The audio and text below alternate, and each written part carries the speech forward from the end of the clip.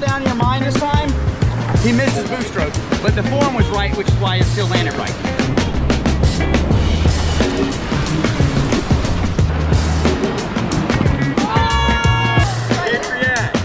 Say what?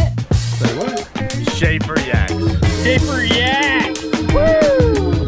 Schaefer yak. Schaefer yaks. Schaefer yak! Schaefer yaks. Schaefer yak! Schaefer yaks. Cool. Schaefer yaks. Schaefer yaks. Schaefer yaks. Schaefer yaks.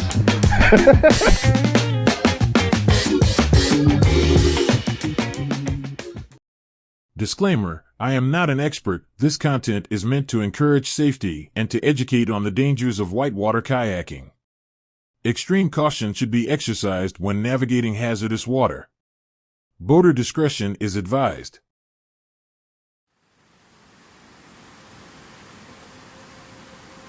Whitewater kayaking is considered an extreme sport due to it often involving a high degree of risk.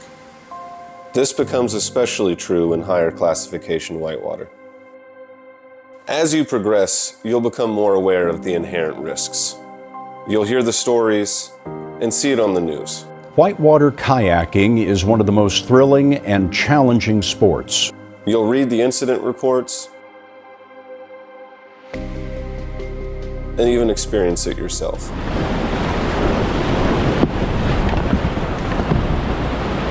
You good? Whitewater kayaking certainly has the potential for accidents and injuries, and sometimes tragedy. An Idaho man died in a kayaking accident. Well-known kayaker from Ocoee is being remembered tonight after his... We're learning more about what led to the death of a kayaker on Elkhorn Creek. To the 7 newsroom, another death on one of our Colorado rivers. Tethered by a rope on one hand and anchored by another from behind, he leaned into the torrent, stabbing at the water with first his hand and then a paddle. I felt it hit something soft. That was not a rock. But it isn't all doom and gloom. Whitewater kayaking is one of, if not the most, fulfilling sports. It's a harmonic dance between intrinsic danger and breathtaking scenery. It challenges your physical capabilities and mental tenacity. How does a kayaker take the next step? The progression into Class 4 and Class 5, safely, or more safely. As mentioned in the disclaimer, I'm not an expert. So I enlisted some advanced kayakers to help answer. They tell their stories, share their experiences, and give us their rules for stouts.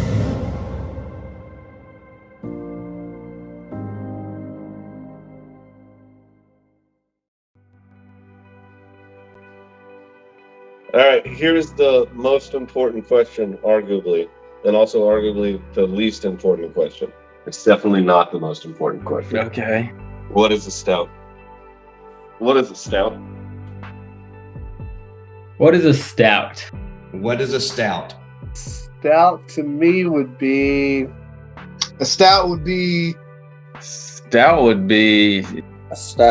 me is... a stout is interesting because I talk about this. I have to change my definition of stout now. I'm just going to go and say I have never been on any stouts. Everybody is allowed a different word for stout. It's fine. Right. It's a word that came on the scene probably about 15 years ago, by the way I can recall. And all the young kids started saying it. And it was definitely self-explanatory. You just know what they're talking about. It's not just a waterfall. It's not just a rapid. It is something that's got a little beef behind it, and kind of makes you, when you see it, you know, when you're in it, you know that was a little rowdy. That's big. It's consequential, and I think it's a pretty good description. It's stout. It's not just fun. It's not just pretty. There's a little meat to it. and I talk about things like Oceana, and we'll be setting at the top of Oceana, and I said, listen, guys, this rapid, there's a few rapids you're going to experience recalibrates what everything that you thought was a stout before. Because once you do Oceana, all those things that you thought that were stouts before are no longer stouts. And so really, I think of it like a stout is anything kind of induces any kind of nervousness, anxiety, and excitement when you're looking at it, right?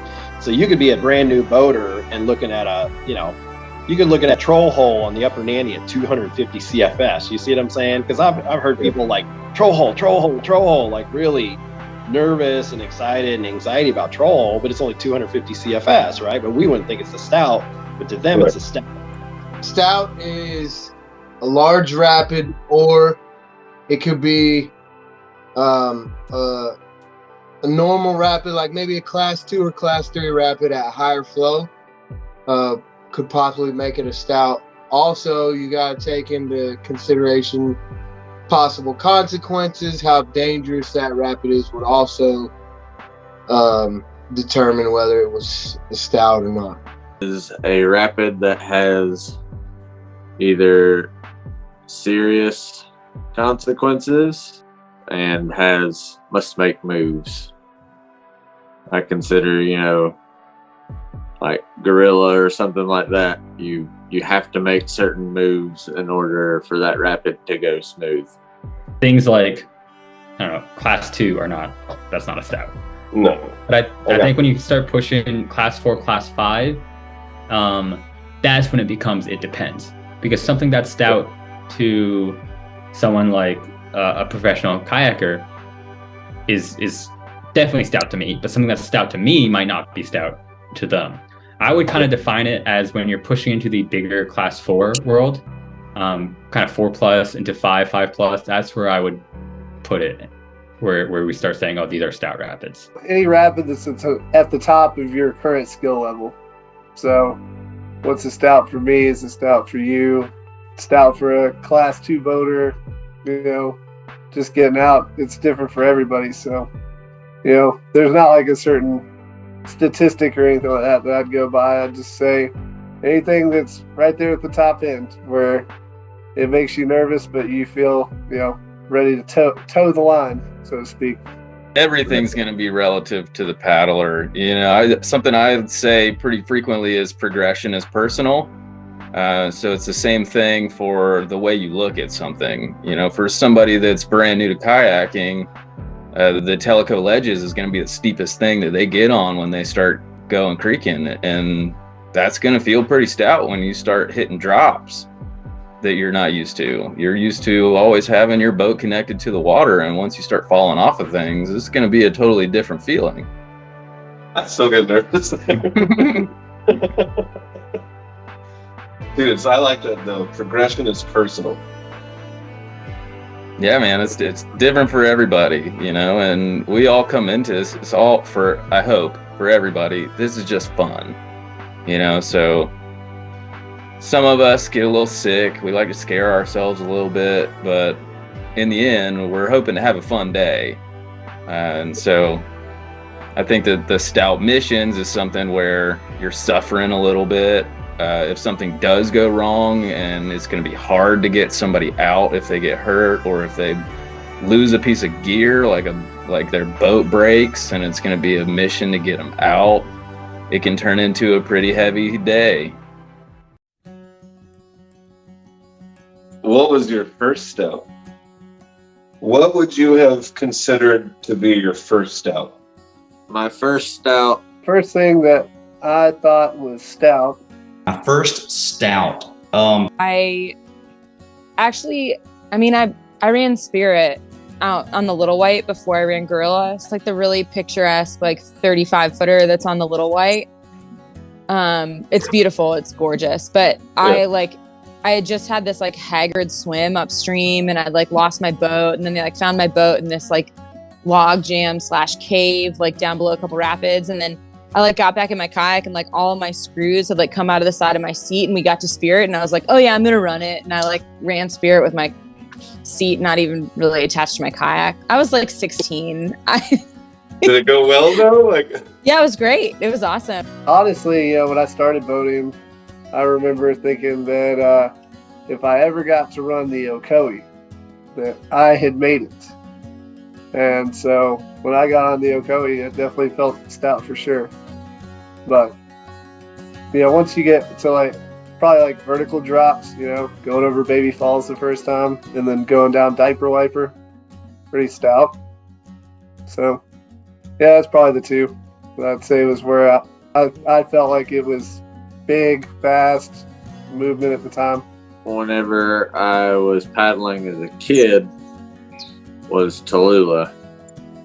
Whenever I took my break and I came back as an adult paddler, my first stout was the Cascades. Whew. Yeah. Probably say the Cascades was the first one I got at and looked at and said, man, we're going to go kayaking on that for fun. That looks kind of stupid. Now, did I get in and go kayaking and was it fun? Yes. What does that say about you? Yeah. But, at the same time, I was prepared for that in my skill set. So I didn't feel like I was in over my head. That's one where it's readily accessible. So it's easy for people to take that leap trying to jump to the next level without necessarily being prepared for it because it's next to the road. It gives you that feeling that if something goes wrong, I can just get out and it's going to be fine. Stout would be considered, I would say, this rapid called Surf City on the Elkhorn. So the Elkhorn is this little training run up in Frankfort, Kentucky. You know Frankfort, Kentucky. Yeah. Yes, I do. Surf City, right? I ran Elkhorn at 12,000 CFS. Yeah, so and you're probably familiar with Surf City because especially at that size, it really kind of swallows you and you have to kind of pound through it, Oh, yeah. And so I knew that I ran Surf City, I think I was 7,000 CFS, and, even smaller than that, it was explained to me, listen, you gotta tee up on this one. You can't get sideways or anything like that, or it's going to catch you and hold you. And it's, it's not super, it's pretty shallow in there. Yeah. So I think that, Surf City on the Elkhorn, which is a class 2, and, basically a class 2 was my first stout. But at that time in my boating career, that was definitely a stout. They have this phenomenal photo and a little quick synopsis. And in there is Elk River Compression Falls. And I was like, whoa. And his write-up about it was spot on. It's not a hard thing to do. You just kind of go over and don't make any sudden movements and keep your paddle away from your face. It all sounds good as a young aspiring boater till you get to the lip of it. Then you think, that's pretty tall. And Compression Falls, it's named for people breaking their back and, all that starts going through your mind. And that was the first time I looked at something and kind of had a little, I won't say hesitation to run it, but there was definitely the other side of the calculation going on. It wasn't just oh, that's what I've come for. Yeah, let's do it. This was it's bigger than I thought it was going to be, or So this is going to be controversial. I would say my first stout would be Oceana. Ooh. And the reason I say it's controversial is because Oceana is really not hard. I'm thinking about Oceana. So. Okay. Oceana is really not hard. A lot of people that have run it say it feels like a class 3, essentially, because all you have to do is line up in the right spot and then paddle forward. And that's it. And then roll up at the bottom if you need to. You might not even need to roll up at the bottom. But that's all you have to do. So it's not hard, but it's big, right? It's big, it's scary, it's intimidating. American Whitewater rates it as a 5+. So I think by those definitions, I would term it as a stout. And you can agree or disagree with whatever AW's rating is, but understand that the rating system is not just difficulty, but also consequence, right? If you were to swim Oceana, that would be really bad. If you were to be upside down for Oceana, that would be really bad as well. So it's I think I'd rather swim. Yeah, I would rather swim too. Yeah. I would say probably bottleneck on chairlift of LRC was my first real deal class 4 rapid, aside of the edge of the world. On the lower, huh? Where's Bottleneck at? Chairlift section of LRC. Just like, section 4, LRC's chock full of undercuts and sieves, so you really don't want to take a swim anywhere. When you're running stouts, how many people do you have in your crew with you? All right, when you're paddling a stout, Yeah. how many people do you have in your group? So we had 13 people on the water, and like we're all very competent whitewater kayakers. But like at one point, Will Pruitt looked at all of us, and like there's like people falling out of eddies backwards and like running class 5 rapids without like knowing where they're going, and like it was chaos. And Will was like, "We're getting all jangled up in here. Like it's too jangly. There's too many people." It was like it was straight chaos. But like also it was one of my favorite days in the water. So I mean, there's like this whole catch-22, but usually on an average day in between 3 to 6 is probably my max, which like is pretty normal. That's like the size of a shuttle vehicle. So typically I like 4 to 6 people is, it's a perfect number. It's not too large. If you have 6 people, you can have someone pulling lead or point. You got a guy pulling sweep, and then 3 to 4 people in the center in between, with the weaker paddler in the very middle of the group. You know what I mean? That way you got people up front that are leading, and then they can be checking behind to make sure he's good. And then the people behind him can also be keeping an eye on him in front of him. I guess with stouts, I like to keep my groups small, relatively small. Maybe 5 at the most, 6 at the most. And that would be for like a more familiar stout run for me. Anything really kind of unfamiliar, I want it even smaller, like 4-man. Really, I just want somebody showing me the lead and somebody that's like been down the run behind me, just kind of, watching out. I would say that, there's usually groups of 5 or 7 that I'm with. Especially for creeking, I like to try to keep it about 5 because a lot of eddies, you can only fit 5 people in the eddies. So 5 to 7, even though the group of people that I paddle with regularly about 17.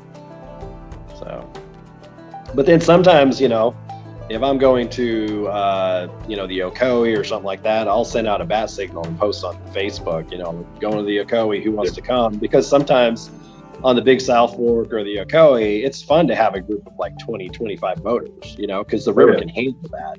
You have space in there, and sometimes it's a lot of fun, especially if you get 20 play boaters all together, or 20 people in spud boats and full slice. Oh my gosh, it's a party, like everybody's wave wheeling down the river and, and throwing all these sick tricks and encouraging each other. And so sometimes I really enjoy that party atmosphere. If it's on the right river, but if it's a creeking run, it's usually 5 to 7. 5, usually typically 5. Yeah.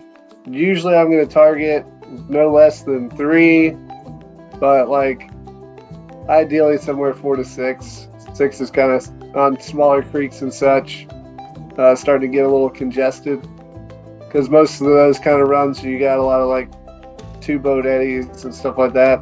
So but the more people you have up to a certain point, the more resources you have if something goes wrong. So that's where that number 4 or 5 kind of goes in. So it's also another one of those like it depends kind of answers. I like to keep my groups pretty small. I have not had great experiences with big groups in the past. It tends to be something that just turns very chaotic. People aren't getting beta. People are rushing into the eddies with each other. There's like 6 people in an eddy that really only holds 3 boats. Everyone's running all the wrong lines. And if you're following, so like your trip lead goes and the guy behind them is like a foot off. Next guy's another foot off. And the next thing you know, you're running like not the line anymore. You're like, what are we doing? So I try to shoot for a group size of no more than 4. If I'm running something big and pushy, no more than 4. Any more than 4 starts to get a little messy. Once it gets to like 6, then I'm kind of like, hey, I don't want more than that. That's a good question, and more than how many are in the group, it's who is in the group. If I'm doing something where I'm testing my abilities, or I'm running at the apex of where I feel comfortable, or I'm feeling that edge, like, okay, there's an edge to this. I don't want a ton of folks, but I'd rather have a few folks around than 1 or 2. I'd rather have 3 or 4, maybe even 5 good paddlers with me. And that's not just for, moral support, which is always nice when your buddy's around, but can they affect any sort of rescue or safety that happens? And also as important is, can they help get you out? Some of these places are gorged out, very committal. And so getting someone out is monumental undertaking of human effort. And having enough folks around that can help do that is important. And so that, just manpower. But also, who is there with you? Is it someone that you're looking out for? Or is it someone on your level or better?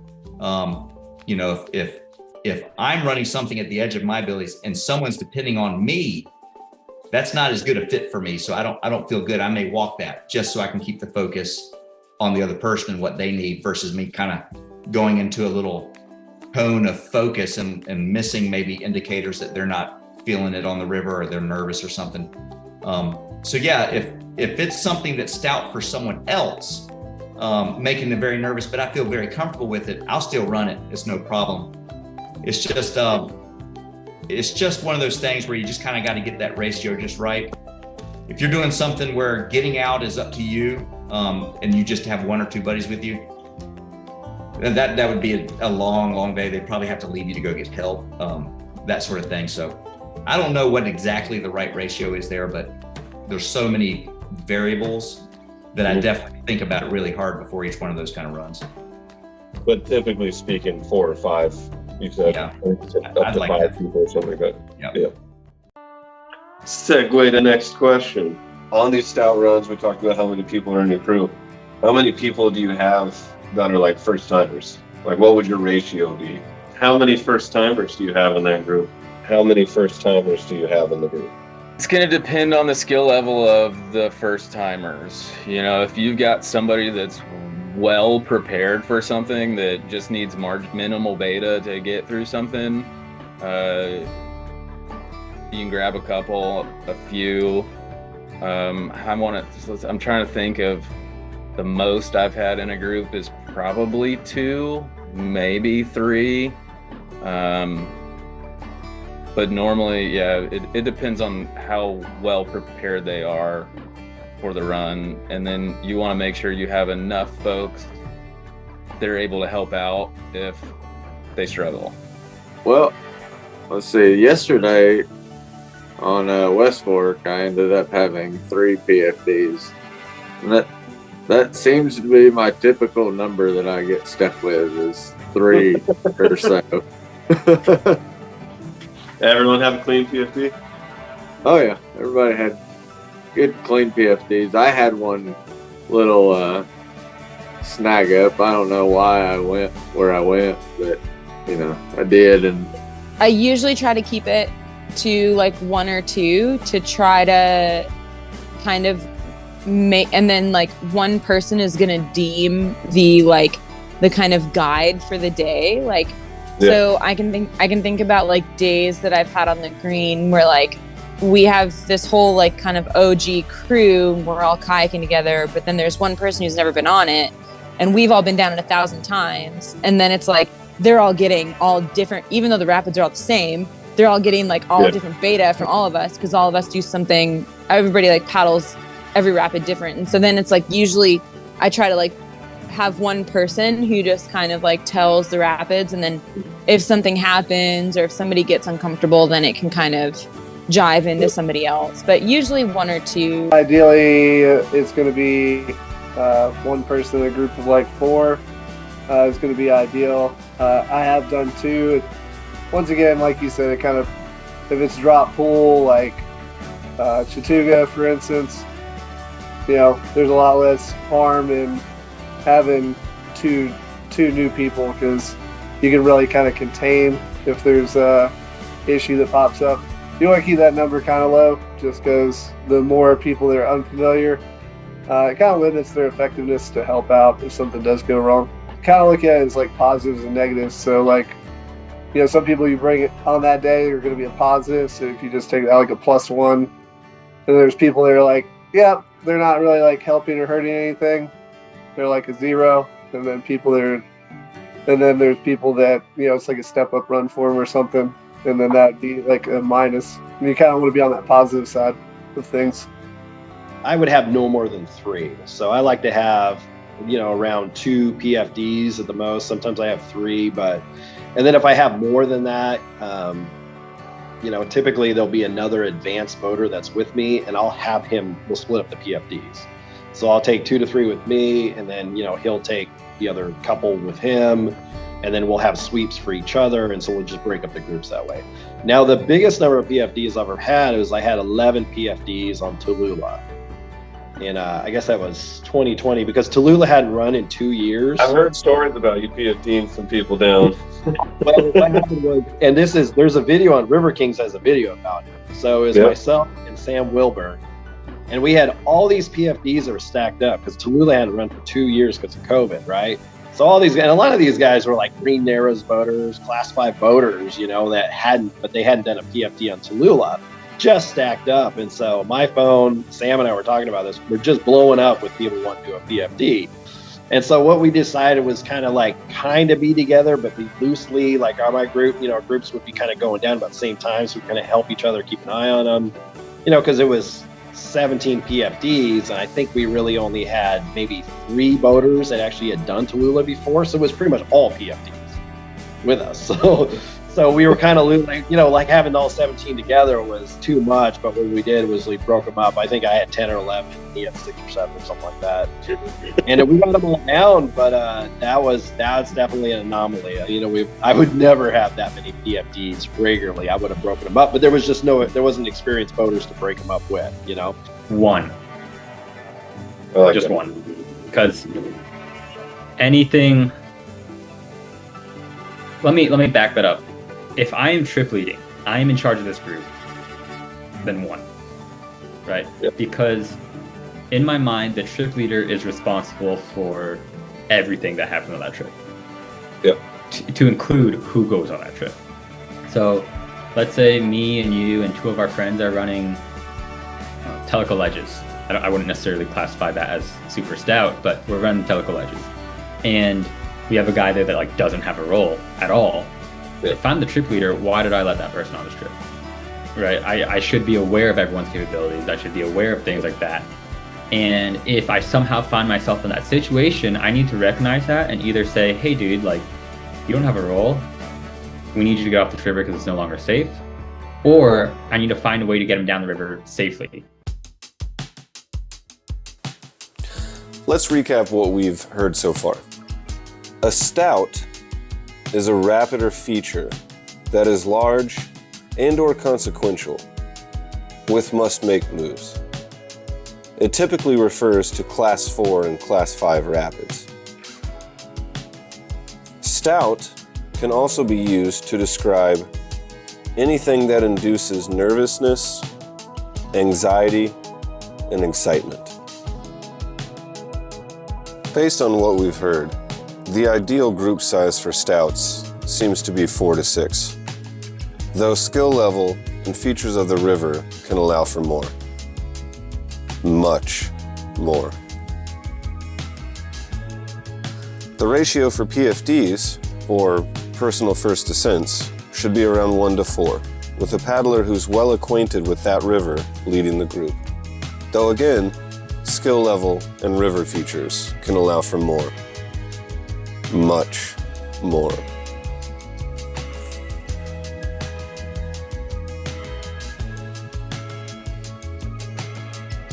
Remember, stout can be subjective to the paddler. Their skill level and the river or feature should be considered. Alright, Yak fam, check back in for episode 2. I ask them about skill level, swiftwater rescue, what gear they use, and wisdom for boaters taking the next step. They also share their close calls and personal experiences. So drop a like, hit the subscribe button, and tap the bell icon to get notified for future content. Also, leave a comment. I want to know your thoughts. What did you agree or disagree with? Are you a boater looking to take the next step? See y'all next time.